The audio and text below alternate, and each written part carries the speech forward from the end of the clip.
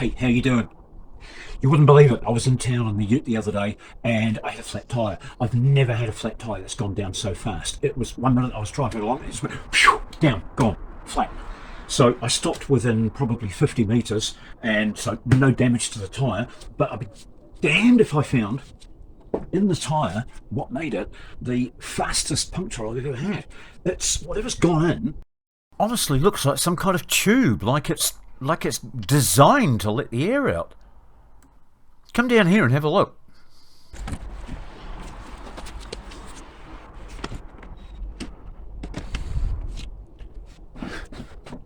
I mean, check that out. Who'd have thought? I wonder what it is. I think it might be part of a rivet. Now, take my word for it, unless you've been to Bangkok, you've never had a tyre go down on you so fast. This is really hard, whatever it is. It's not aluminium, it's solid steel. Different pliers, hang on. Try these. Oh, what have we got? This is nuts. It is an actual needle from a hypodermic syringe. That's insane. Okay, we've got a good hole to fix. Now, why am I fixing this tyre instead of taking it to a tyre shop? That's because in town, I called into a tyre shop. Everybody was sitting around drinking coffee, doing nothing. And I said, how much to fix a puncture? $67.50 was the price he told me. And as I walked away, he said, but that's fitted and balanced. And if you do it properly, you don't need to rebalance the tyre, because you put the tyre back in exactly the same position on the rim, which you do by marking where the valve is. And that doesn't happen. You don't need to rebalance it. But anyway, mustn't grumble. Instead, I went down to the $2 shop and spent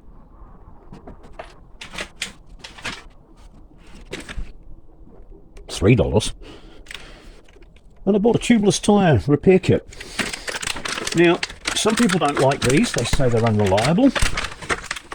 I maintain that it's the person who's doing the job who's causing the problem, because here's all the tools.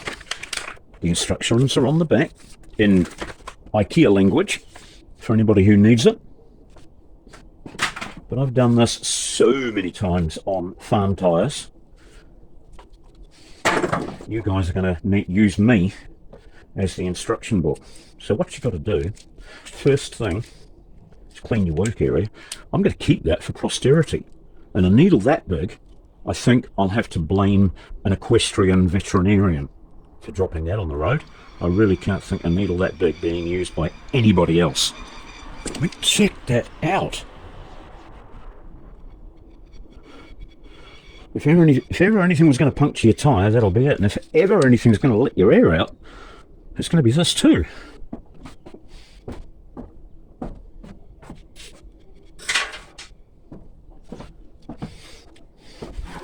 So, no more idle chit-chat.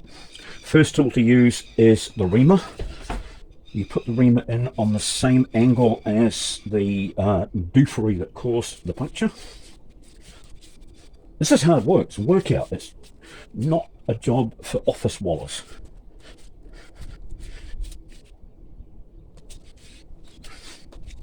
Once you've got through, you've then actually got to pull it out and stick it in again. It's hard work. And what we're doing is roughing up the hole and getting the hole to a uniform size so that the plug will be a good fit. Because if you get this part wrong, that's when you have trouble with these things.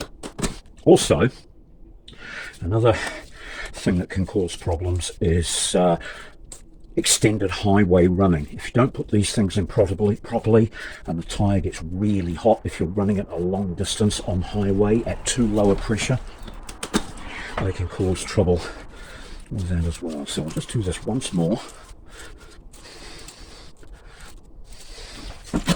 There we go, now it's feeling better. one more for good luck, eh? Just so I can show you the difference between the first plunge and the last one. The first one was extremely difficult to get in and difficult to get out. Now it's easy.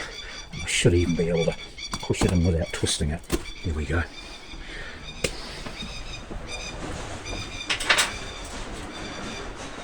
So, and for the second part of the job,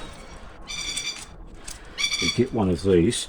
Try not to touch it, because the more you touch it, the less stick it will have. Open this up and you'll see that we've got an eye with a slit in it. That's so that you can push in, but when you pull out, the dog turd sausage comes out of the slot and stays behind when you pull the tool out. So flatten it off so that you can get it in. Try not to touch the middle part, because that's the part that's going to do the sealing.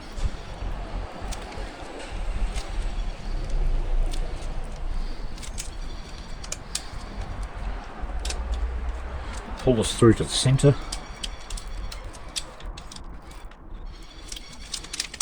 Take it out.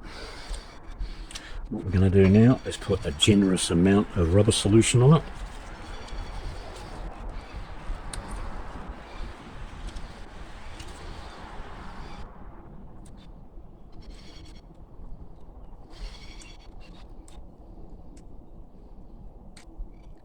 Squirt a little down the hole.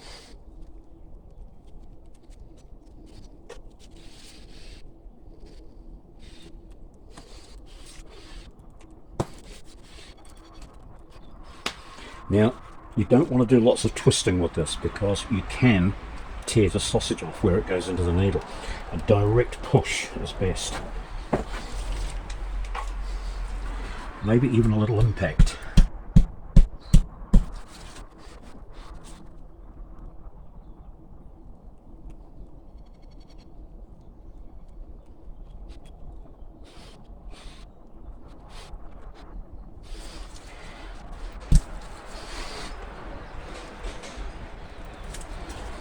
Go.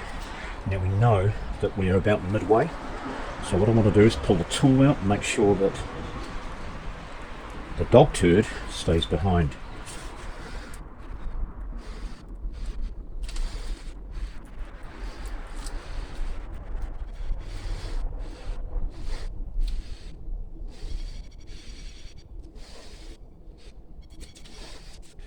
Here we go. That's a good repair. And all it remains to do now is clean the tools, and in a few minutes I'll come back with a sharp knife and trim that off. But right now I'm just going to go and wash my tool, because you should never put your tool away when it's this dirty. Otherwise, next time you want to use it, it's going to be a real sticky mess. Right, it's now 1 cup of coffee and a Vogel sandwich later, and the plug is in the tire's up to pressure. I've just got my impact wrench and impact sockets.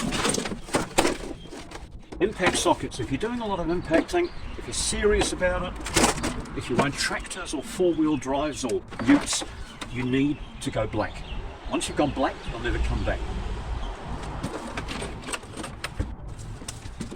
A decent sized impact wrench.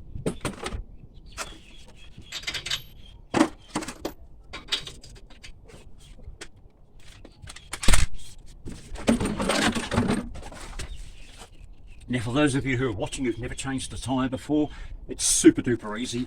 Granted, I'm not using the jack and toolkit that came with the vehicle. I used that when I had to put the spare on the side of the road. There's no issue with it, it's just that I've got my nice trolley jack here and I've got the impact wrench. So this is how a tyre shop would do it. It's a lot faster.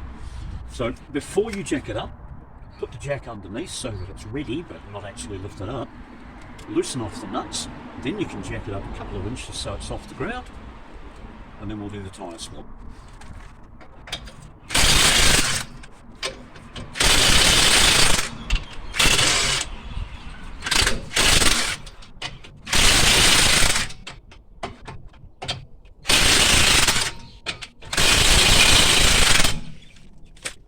Now we're not going to take any of the nuts off until I've lifted the tyre clear of the ground.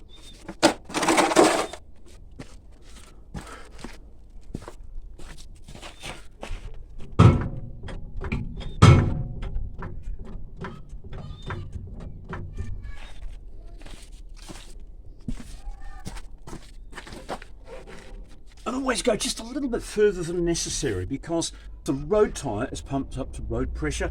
This one is going into the workshop to have its pressure checked, because it's been under the back here for heaven knows how long without being used.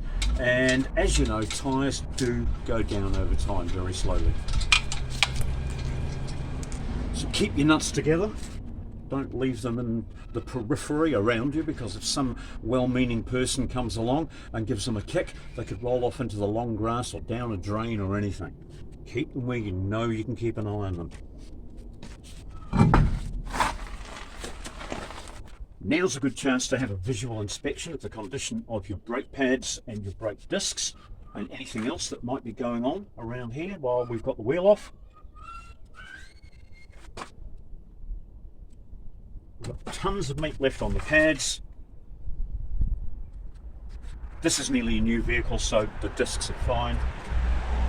Just looking for anything else that might have come loose, or stress cramps or anything like that. You must never go underneath a vehicle until you've got it on stands. Never trust a hydraulic jack. I'm not going to go anywhere under here where I could end up getting stuck. Everything's fine. We're now ready to put the wheel back on.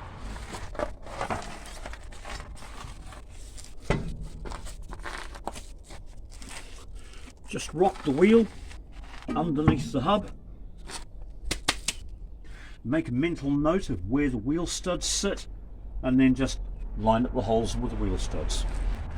With heavy four-wheel drive tyres, instead of physically lifting them and getting them onto the studs, a handy little trick is to put your toe underneath the wheel, and you can rotate and use your foot to lift the wheel and get it into position. A lot easier on the back.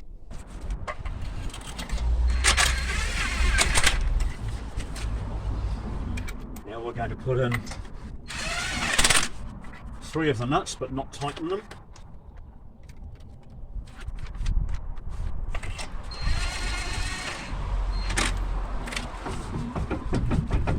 And make sure that the wheel is centered, and then we'll just nip those 3 up.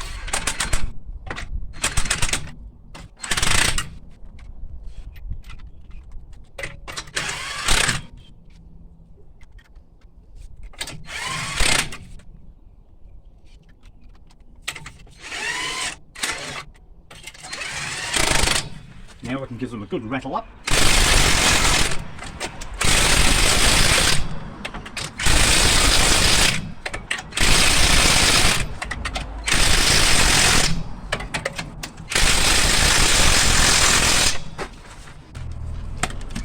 We're going to drop the wheel back down onto the ground, and then we're going to give each of the nuts a nip up with a power bar.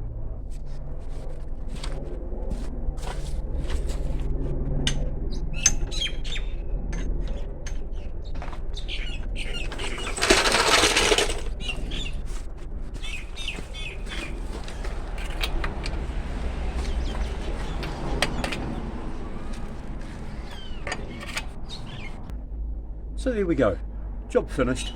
Total time about 17 minutes, total cost about $3. It's worth waiting till you get home.